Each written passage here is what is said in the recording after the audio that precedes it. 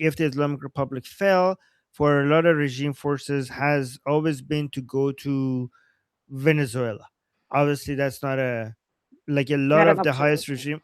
Yeah, okay, Sorry, what? sorry, Maurice. Stop.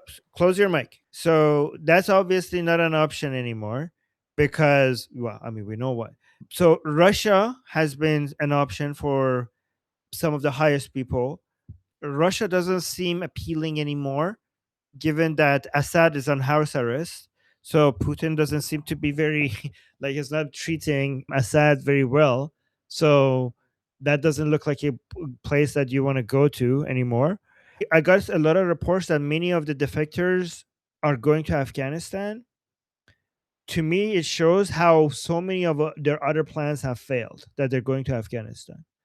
Pakistan, I don't know. I'm pretty sure some of them would want to go to Pakistan.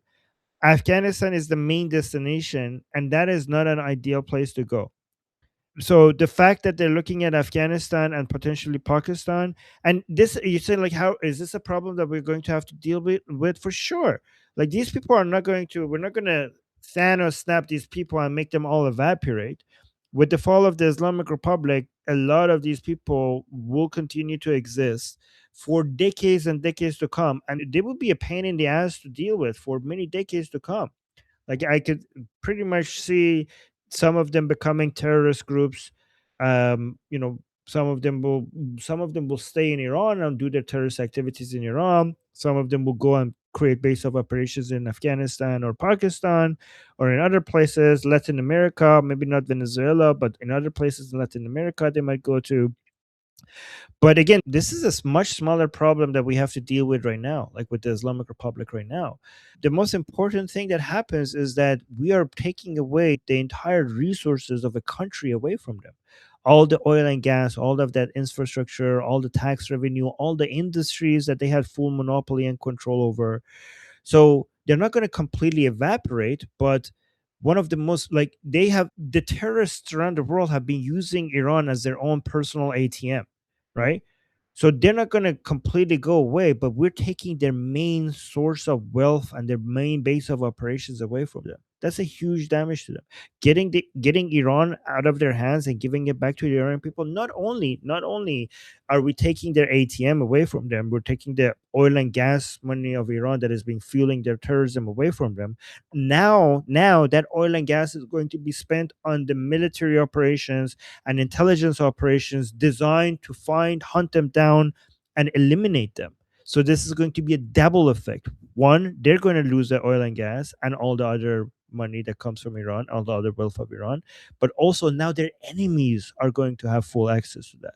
And the same money that they use to terrorize Jews is now going to be used to terrorize them and hunt them down.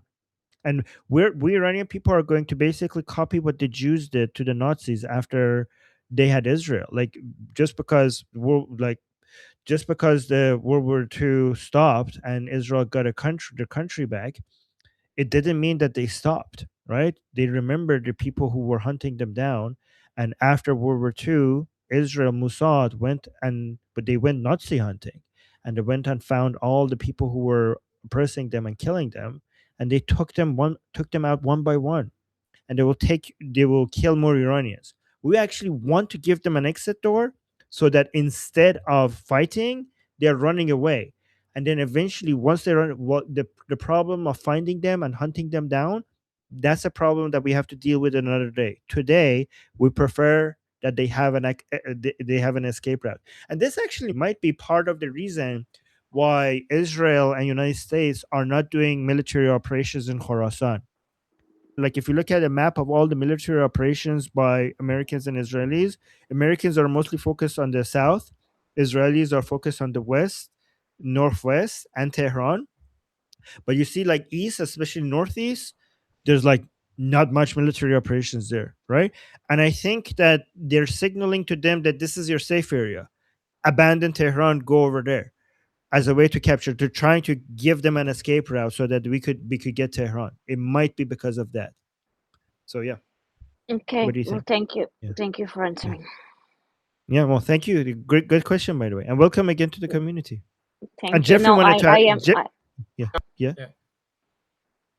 Well, I oh, totally, I'm sorry, I just last word and I'm gonna let Jeff talk. Yeah. I totally understand why Israel and America has to do it. It's long overdue. I really hope the war will end with the best outcome for the Iranian people, and because if it's the best outcome for the Iranian people, it's the best outcome for the rest of the world.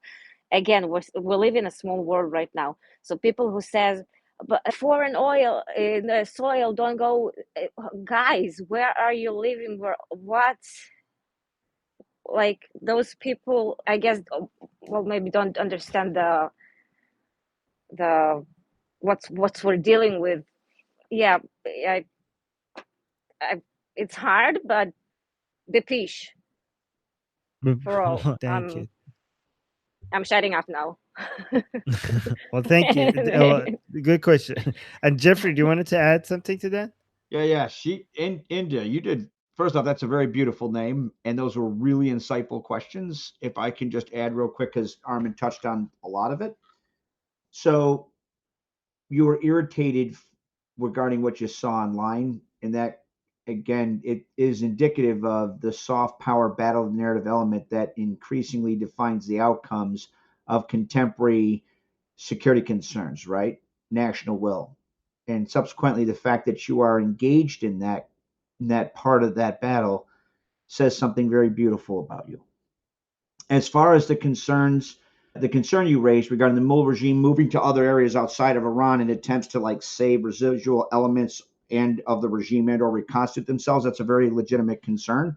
That concern is sometimes referred to within geopolitical or geostrategic parlance and or national security parlance as the balloon effect and or competitive adaptation. Balloon effect, if I put pressure on an opposition or an adversary in this area, it's like you squeeze the balloon, the air goes to the part you're not squeezing. So that's very true. And Armin actually outlined in no insignificant manner some of the elements that the broader anti-Mullah Iranian and or Persian diaspora is pursuing to indeed do to Mullah douchebags what Israelis and Jews very much did to the Nazi regime after the fall of Nazi Germany. Like that, those lines of effort are already in play. As far as like, I mean, also like Armin's also correct in the sense that you have to weigh relative risk, right? It's true. Like, the bad guys are going to do what they're going to do to try and save themselves. That said, as it stands right now, the Mullah regime has had a large portion, I mean, almost all of its traditional assets eliminated. So they have no oil, they have no gas. We're getting ready to grab all the 140 million barrels that are on the ocean, right? So they don't even have that. Karg Island's 90% of their export, and that has between 18 and 30 million barrels of oil there. Their military infrastructure has been completely obliterated. So no strategic radar, no air defense, no aircraft, no air force, no navy.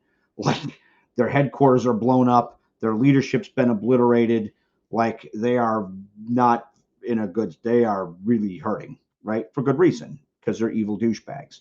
So I mean, you can't you can't let the potential for competitive adaptation not like paralyze you from taking action against a threat that is increasingly growing and or is now getting ready to harm you.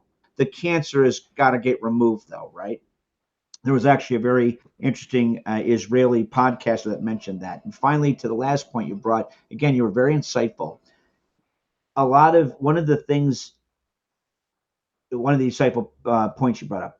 So one of the main things that offsets or refutes non-interventionists anywhere is the fact that the operational impact of global socioeconomic and technological trends results in the fact that you cannot live in the world and live apart from it. There is no making fortress blah. You are going to engage with the world. Even if you choose to not engage with the world will still engage with you. So it's not between engage or not engage. It's deciding how you choose to engage the world. Thank you. Real well 30 done. seconds, Well please. done. Okay, so Ida, I would like to start off by telling you you are a very brave person, and I really do appreciate you've brought this up to us, and I would like to give you some advice on how to deal with the situation of YouTubers like You- that. Hey, no, Yeah, Jeffrey, Edgar. can you let him speak, please? That this is You Tehran. know, Go ahead.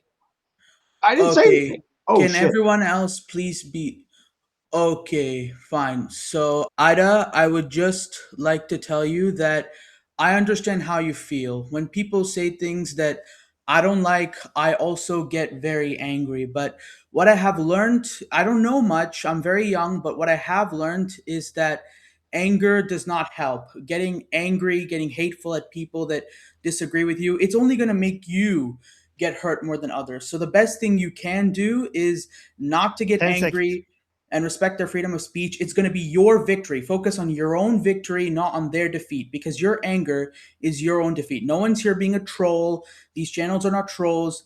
Not everyone who says things that you don't like is a troll. I hope everyone gets that. And you should focus on not getting angry and having healthy discussions.